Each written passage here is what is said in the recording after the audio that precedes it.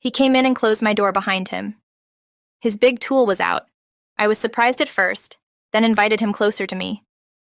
The rest of the evening was one I would never forget. That evening was about a year ago.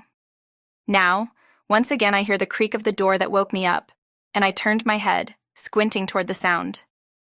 There he was, Caleb, standing in the doorway like a shadow, quiet, but not uncertain.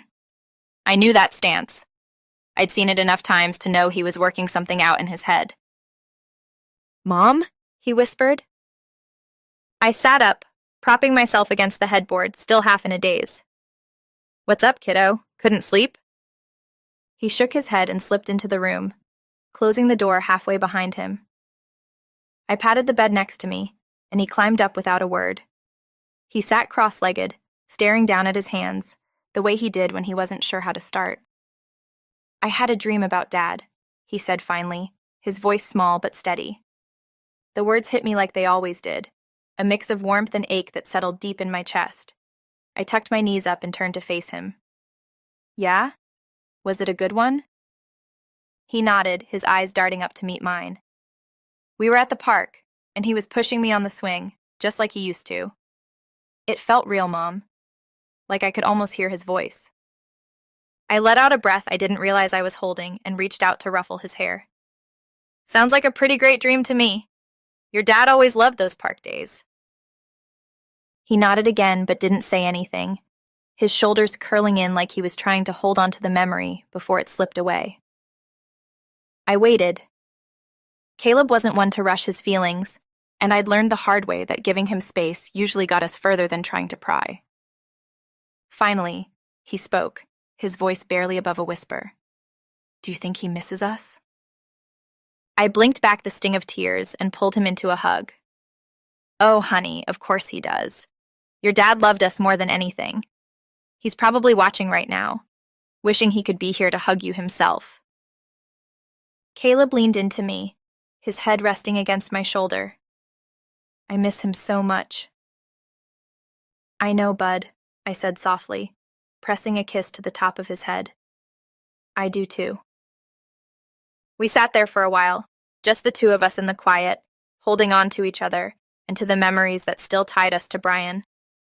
It wasn't much, but it was enough for tonight. The sunlight crept into the room, hitting my face and dragging me out of sleep. I squinted against the brightness, turning over in bed and groaning. The house was quiet, but it always was now. No little feet padding down the hallway, no cartoons blaring from the living room, no cereal bowls clinking at the kitchen island. Instead, there was a low rumble of noise from the kitchen, a muffled voice, the scrape of a chair. I rubbed my eyes, sitting up and glancing at the clock on the nightstand. Almost 9 a.m. I was getting lazy in my old age, apparently. I pulled on my robe and padded out of the room, following the sound. When I rounded the corner, there he was, Caleb, standing at the stove, a spatula in hand, wearing one of Brian's old t-shirts like it was his own. He'd grown into it too. Broad shoulders, long limbs, taller than his dad ever was. My heart squeezed at the sight of him. "Good morning, Chef," I said, leaning against the doorway. He turned, flashing me the same crooked grin he'd had since he was a kid. "Morning. Thought I'd make breakfast. Eggs okay?" "Eggs are great," I said, walking over to grab a mug from the cabinet. "Coffee?" "Already made," he said, nodding toward the pot. "Figured you'd want it." I poured myself a cup and took a seat at the kitchen table, watching him move around the kitchen with the ease of someone who'd done this 100 times. He had, in fact. Caleb had been stepping up more and more ever since he'd come home for summer break from college. He said it was to help out, but I knew better. He was checking in on me. "You sleep okay?" he asked, setting a plate of scrambled eggs and toast in front of me before sitting down across the table. "Better than usual," I admitted, taking a bite. "This is good. Thanks." He shrugged like it was no big deal, but I could see the flicker of pride in his eyes. He'd always been that way, quietly thoughtful, never one to make a big show of things, but always there when it mattered. We ate in comfortable silence for a few minutes, the kind you only have with people you're close to. Then Caleb broke it. You know, I was thinking about Dad last night, he said, his voice casual but deliberate. I set my fork down, meeting his gaze. Yeah? What about him? He leaned back in his chair, his hands wrapped around his coffee mug. Just everything. How he used to always be the first one up on weekends. How he'd mess up pancakes half the time but still make us eat them. I chuckled, the memory warming me. Those were some tough pancakes, weren't they?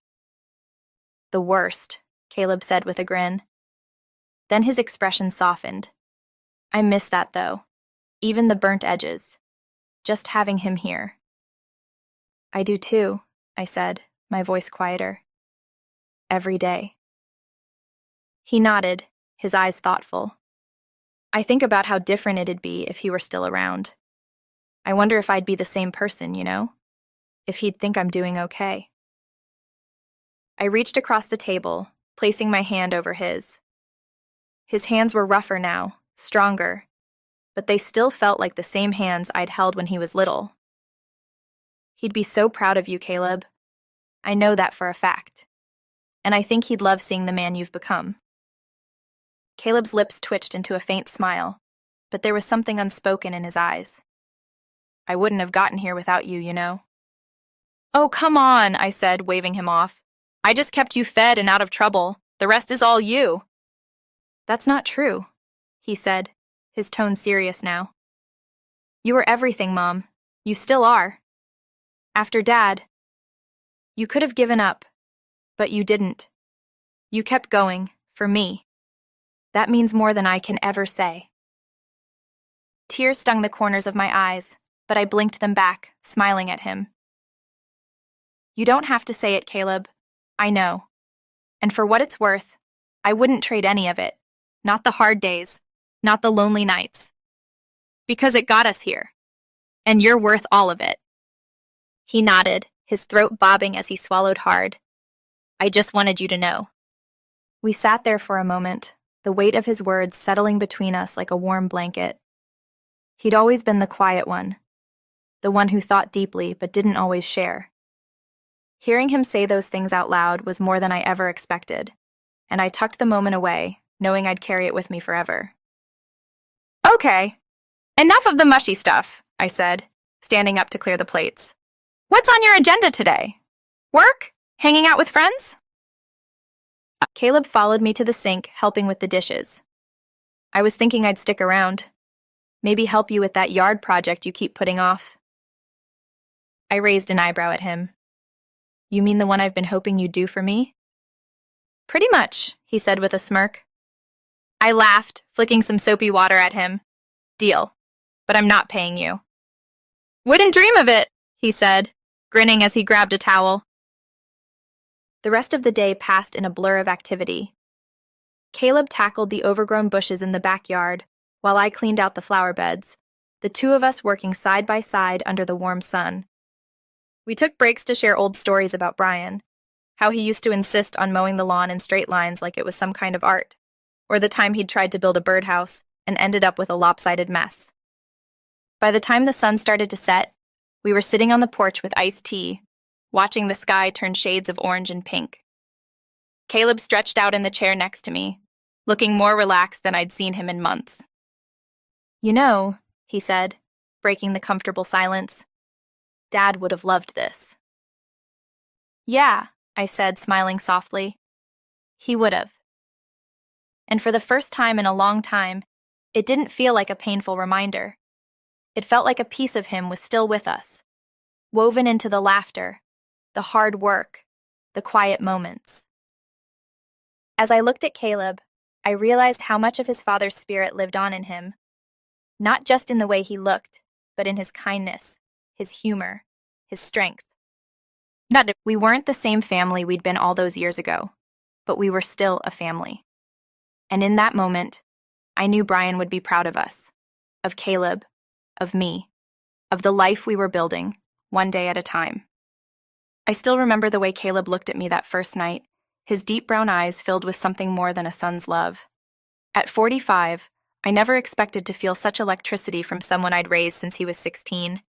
But grief and loneliness have strange ways of rewiring the heart. Mom, he'd whisper in those quiet moments, though we both knew I wasn't his birth mother. The word held a different weight when we were alone, his voice husky and low. I'd feel his strong hands on my shoulders, kneading away my tension while we watched TV.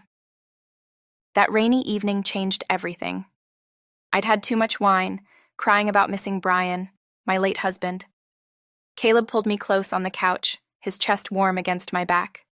Shh, he soothed, his breath hot on my neck. When his lips found my skin, I should have pulled away. Instead, I turned in his arms. We shouldn't, I whispered, even as my fingers traced his jawline. His response was to capture my mouth with his, years of repressed desire spilling over. I melted against him, my body betraying every maternal instinct as his hands roamed beneath my blouse. We had several more encounters after that, stolen moments in darkened hallways, heated touches in the kitchen. The guilt always came crashing back by morning. We'd avoid eye contact at breakfast, pretending nothing happened. Even now, though we've agreed to stop, the air crackles between us when we're alone. My body remembers his touch, aches for it sometimes in the dark of night.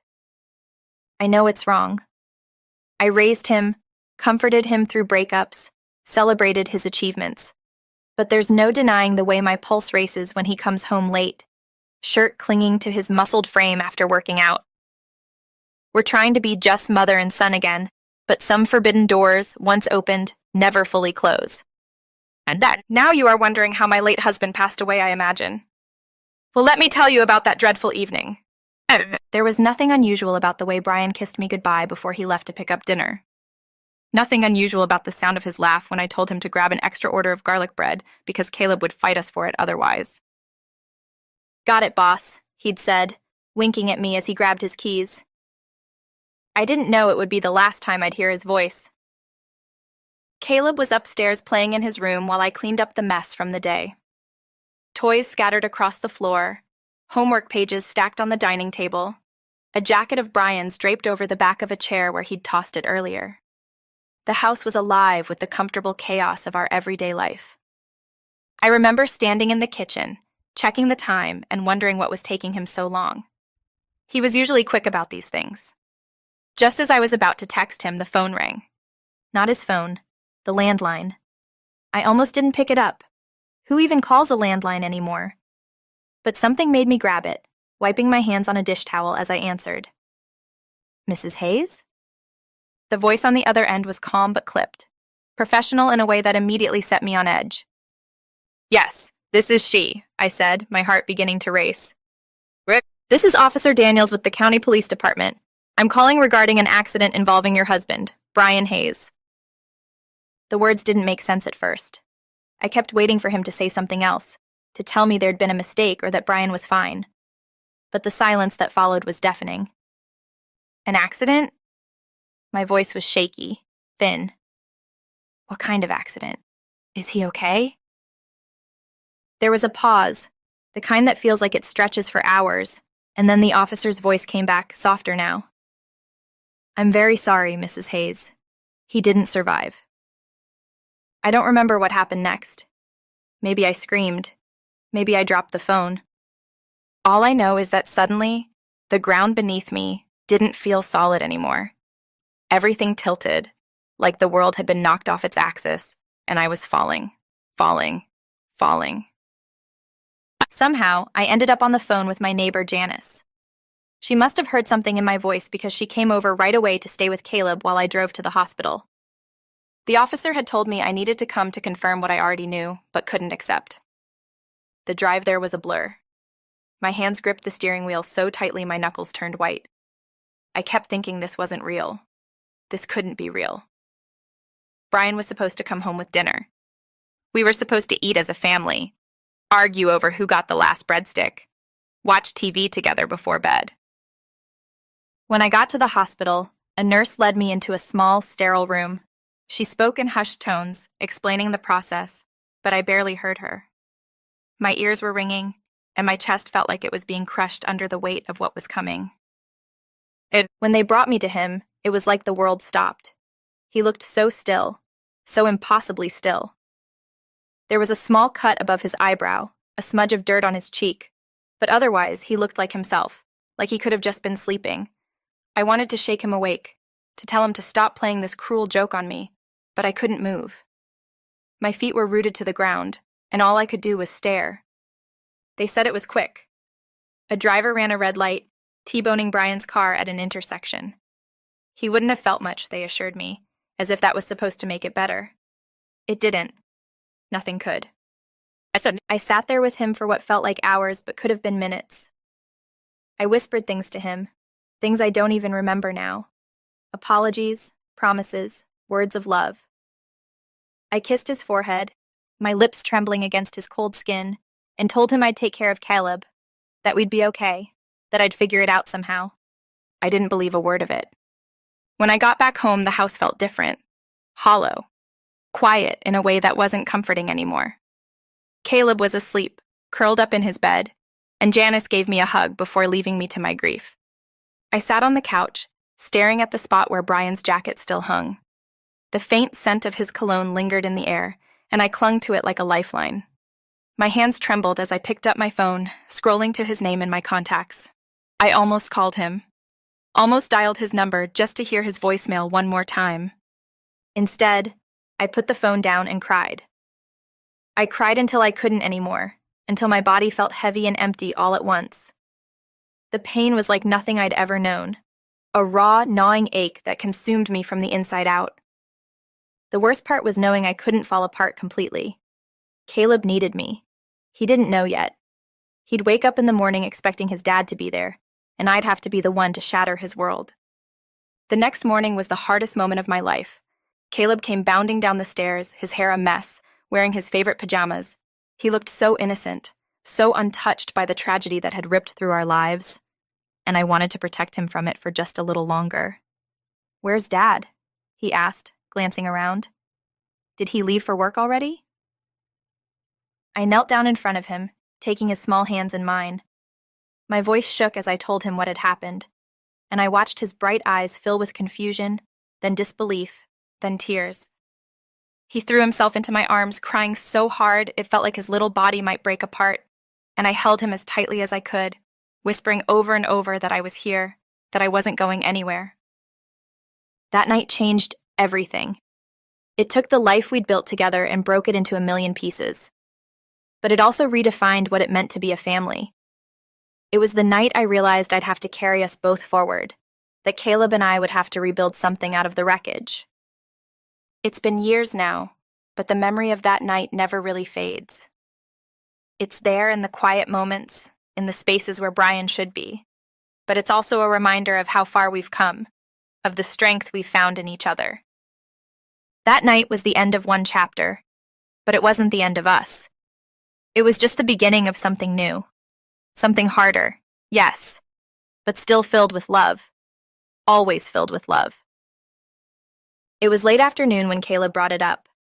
I was in the kitchen, rinsing dishes, the window open to let in the soft hum of the neighborhood outside. Caleb walked in, tossing his keys onto the counter with a clatter. He hesitated, leaning against the fridge like he wasn't sure how to start. "Hey, Mom," he began, his tone casual in that way people use when they're testing the waters. "Hey," I replied, not looking up from the sink. "How was your day?" "Good, busy," he said, then added quickly. "So, I was thinking, I want to invite someone over, for dinner." That caught my attention. I turned off the faucet and looked at him. "Oh? Who?" "Her name's Sarah," he said, his eyes darting to the floor for a second before meeting mine. "We've been hanging out for a while, and I thought it'd be nice for you to meet her." The words hung in the air for a moment, and I felt my chest tighten. I wasn't sure why. There was nothing wrong with Caleb bringing someone over. He was 21, a grown man. He'd dated before, though he rarely brought anyone home. But something about the way he said it, so calm, so assured, made my stomach twist. "That's nice," I said, forcing a smile. "But do you think it's a little soon? I mean, bringing her here, to the house?" Caleb frowned, clearly taken aback. Soon? What do you mean? We've been seeing each other for a few months. It's not like I'm introducing you to some random person. I know, but this is our space, I said, my voice sharper than I intended. It's private. It's where we— Where we what, Mom? He interrupted, his tone edging toward frustration. Live? Are you saying I can't have a life because of what this house used to mean? The question hit me like a slap. I could feel the heat rising in my face, a mix of anger and guilt swirling together. That's not what I'm saying, Caleb. I just think— No, I get it, he said, cutting me off again. You don't want to move forward. You don't want to let anyone else in. But that's not fair to me. Not fair to you? I shot back, my voice trembling now. Do you have any idea how hard I've worked to hold this family together? How much I've given up? I never asked you to give anything up, he snapped, his eyes blazing. You made that choice. But that doesn't mean I have to put my life on hold because you're still stuck in the past. His words stung, and for a moment, I couldn't respond. The room felt too small, the air too thick. I turned away, gripping the edge of the sink, my knuckles white. I miss him, Caleb, I said finally, my voice breaking. Every single day. And you bringing someone else here, into this space, it feels like I'm losing him all over again. The argument hung between us for hours, a heavy, uncomfortable silence that neither of us seemed willing to break. Caleb retreated to his room, and I stayed in the kitchen, staring at nothing, replaying his words in my mind. He was right, of course. I was stuck. I'd spent so much time holding on to what we'd lost that I didn't know how to let anything new in. When Caleb finally came back downstairs, it was almost dark. He stood in the doorway, hands shoved in his pockets, his face softer now. Can we talk? He asked quietly. I nodded, motioning for him to sit at the table. He hesitated before pulling out a chair, his posture tense but open. I'm sorry, he said, breaking the silence. I shouldn't have yelled. I know this is hard for you. I shook my head, the lump in my throat making it hard to speak. No, Caleb. I'm the one who's sorry. I overreacted. I didn't mean to make you feel like you couldn't have your own life. He leaned forward, resting his elbows on the table. It's not that, Mom. I want you to be happy too. You deserve that. And I don't want you to feel like me moving forward means I'm leaving Dad behind. Because I'm not. I never could. I felt the tears welling up again, and I didn't bother fighting them. It's just hard, Caleb. Watching you grow up, seeing you take these steps, it reminds me of everything your dad won't get to see.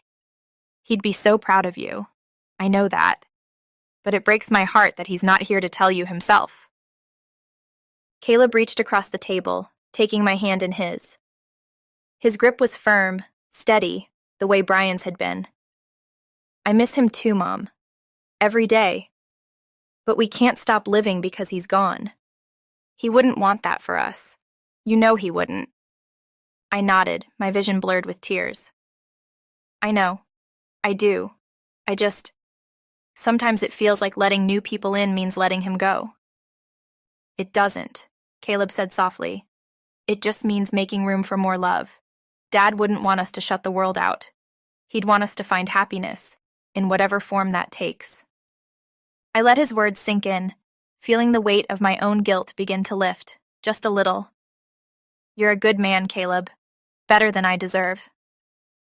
Don't say that, he said firmly. You've been everything to me, Mom, and I'll never stop being here for you. But you have to let me live my life too, just like I want you to live yours.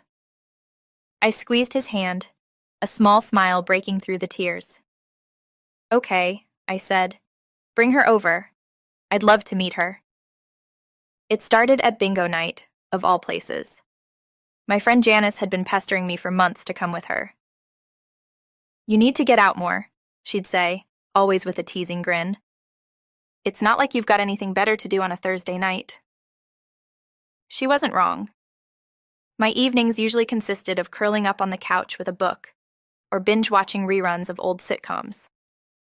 Caleb had moved out a year earlier, taking a job in the city, and while he still visited regularly, the house had grown too quiet again. It was a different kind of quiet than after Brian passed, a softer, less painful one, but lonely nonetheless. So one Thursday, I gave in. Fine, I told Janice. I'll go, but don't expect me to get excited about yelling bingo. Janice just laughed. We'll see about that. The bingo hall was a mix of fluorescent lights, chatter, and the faint smell of coffee that had probably been brewing since the morning. I followed Janice to a table near the back, where she waved at a few regulars she seemed to know. That's when I saw him, sitting a couple of tables away, leaning back in his chair like he owned the place. He was tall, with graying hair that was more salt than pepper, and a smile that crinkled the corners of his eyes. He caught my gaze for a moment and nodded, tipping an imaginary hat like some charming cowboy. "Who's that?" I whispered to Janice, trying not to be obvious. "Oh, that's Jack," she said, a mischievous twinkle in her eye. "He's been coming here forever. Widower, like you. Nice guy. And funny, too." I rolled my eyes. "Don't start." Janice grinned. "What? I'm just saying, it wouldn't kill you to talk to him." I ignored her and focused on my bingo card, but I couldn't help sneaking glances at him. He had a way of laughing that filled the room, loud and genuine, like he didn't care who was listening. It was the kind of laugh I hadn't heard in a long time. The kind that made you want to smile, even if you didn't know what the joke was. It wasn't until the intermission that Jack approached our table. Janice, of course, conveniently excused herself to grab a coffee, leaving me alone. Jack sauntered over, holding his own coffee cup, and stopped a few feet away. "Mind if I join you?" he asked, his voice warm and easy.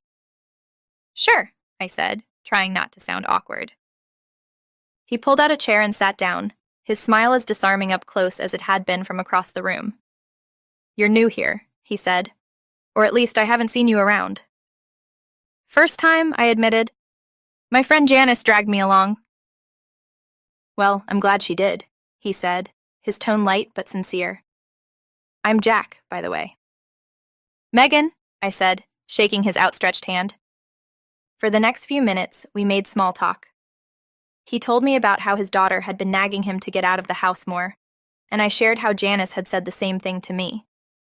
He cracked a joke about how bingo was just one step away from skydiving on the excitement scale, and I couldn't help but laugh. It was a real laugh, too. Not the polite kind you give to strangers, but the kind that bubbles up unexpectedly and leaves you feeling lighter. I hadn't laughed like that in ages. By the end of the night, Jack had somehow convinced me to come back next week. "You've got beginner's luck," he said as I held up my $20 prize from a winning round. "I need to see if you can do it twice." I rolled my eyes but couldn't help smiling. "We'll see." As we said goodbye, he gave me a little wave and said, "Take care, Megan." Driving home that night, I felt something I hadn't felt in a long time, a spark of possibility. It wasn't love, not yet, but it was something, an openness to the idea that maybe, just maybe, there was more life to live. Brian would always be with me, but I realized that didn't mean I couldn't make space for someone new. Over the next few weeks, Jack and I kept running into each other at bingo, and every time we talked, it got easier. He had a knack for making me laugh, for making the weight of the past feel a little less heavy. He'd tell me stories about his late wife, and I'd share memories of Brian.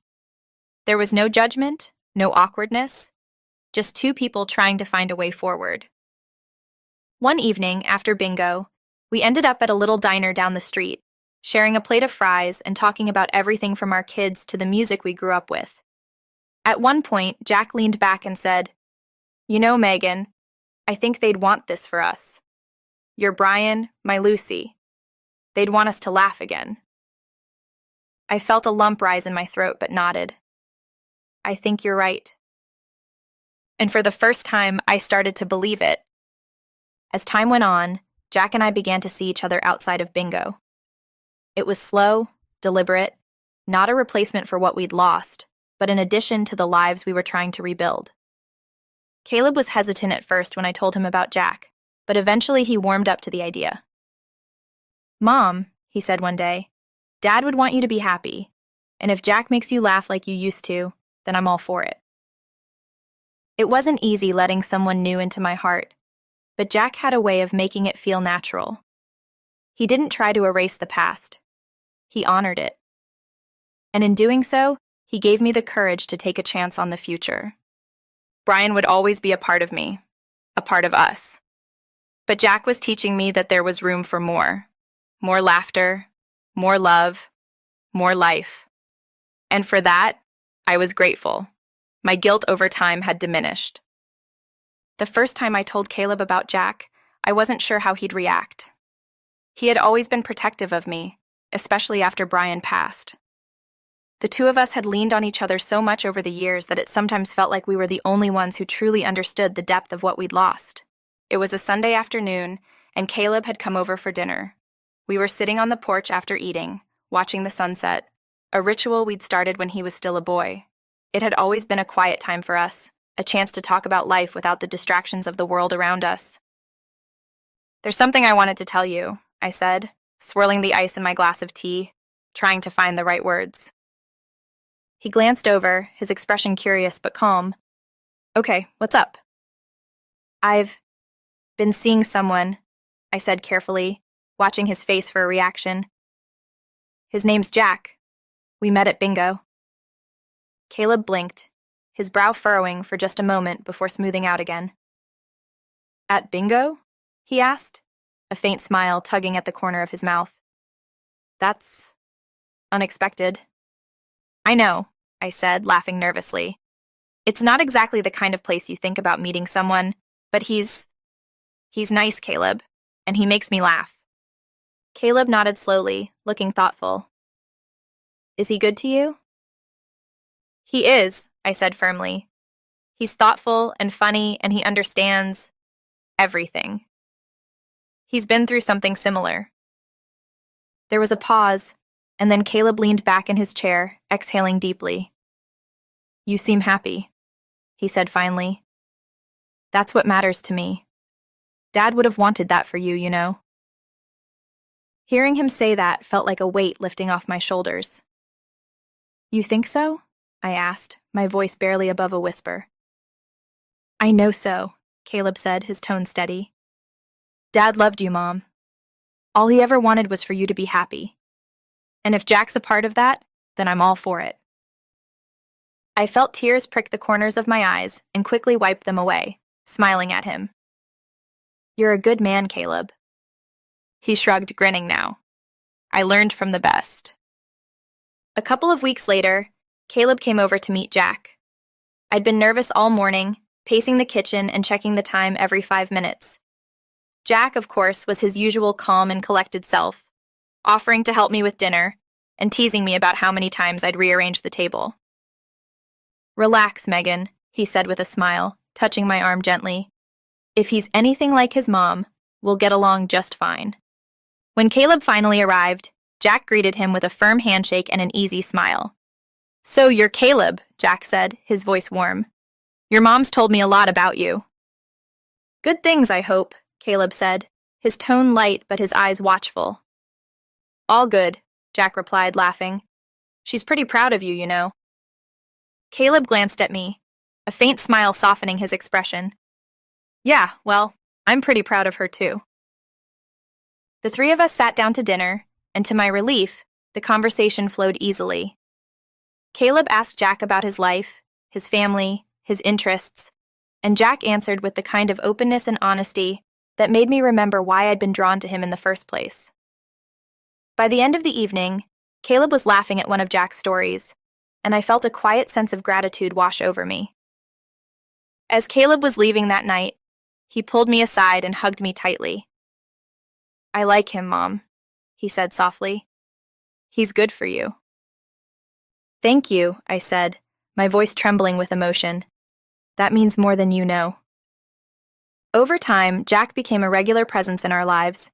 He joined us for Sunday dinners, helped Caleb with a project he was working on for his job, and even joined us for one of our porch sunset rituals. He never tried to replace Brian. He knew better than that, but he brought a warmth and lightness to our little family that I hadn't realized I'd been missing. One evening, Caleb and Jack were sitting on the porch, talking about football. I watched them from the kitchen window, a smile tugging at my lips. Caleb was laughing. His body relaxed in a way that told me he wasn't just tolerating Jack. He genuinely liked him. That night, Caleb pulled me aside before heading home. "You know," he said, his voice low, "Dad would have liked him too." I felt my throat tighten, but I managed a smile. "You think so?" "Yeah," Caleb said, nodding. "He's not trying to take Dad's place, but he's making you happy. And that's what Dad would have wanted. That's what I want." I hugged him tightly, unable to speak for a moment. Caleb had always been my rock, my reason to keep going after Brian passed. And now he was giving me the courage to keep moving forward. "Thank you," I whispered, my voice thick with emotion. "Any time, Mom," he said, pulling back and smiling at me. "You deserve this." And for the first time in years, I truly believed it. Life had taken so much from us, but it had also given us the strength to rebuild, to love again, and to find happiness in unexpected places. And as I watched Caleb drive away that night, I felt a quiet sense of peace settle over me. We were going to be okay, together, as a family, in all the ways that mattered.